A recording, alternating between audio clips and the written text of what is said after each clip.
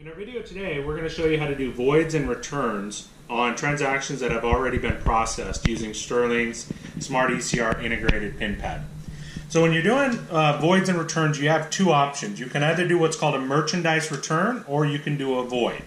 The void essentially pulls the transaction out of the batch and therefore has to be done the day of. Once you've run your batch, you cannot no longer void an item out of the batch. Or else the merchandise return simply just puts the money back on the customer's account and can be done anytime. It can be done the same day, it can be done the next day, it can be done a week later. So we'll go over both options and kind of show you how to do each one.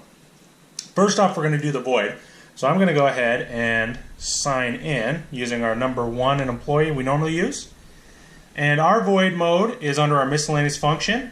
You see we have a button here that says void mode. Your register may have this, it may not, but it is something that can be added.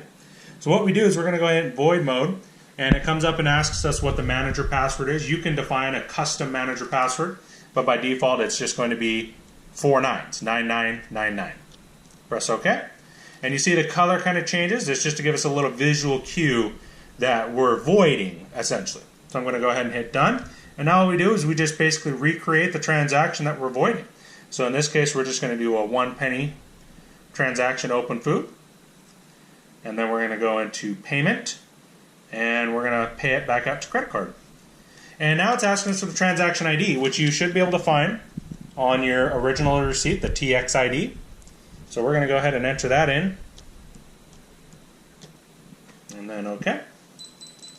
And then the pin pad comes and prompts us to verify the amount that we are voiding. And we're going to go and push yes. And it prompts us to slide the card. Now you'll notice that it says swipe card, not insert card. So even if it is a chip card, we're still going to swipe this card in this case. And then you see we get an approval and our receipt printed out with our verification. The other option is to do the merchandise return. So I'm going to go ahead and sign back in. And this void mode is set to stay open, so I got to turn it off now.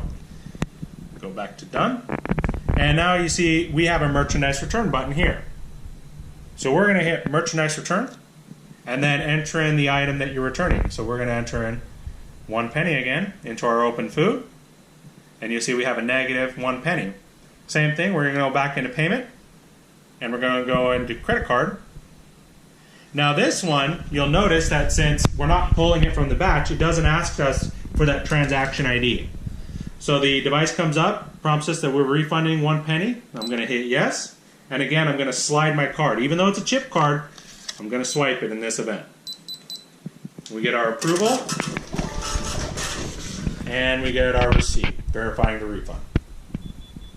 If you need service or programming, give us a call at National Business Systems, 1-800-863-2274, or visit us on the web at nbsystems.com.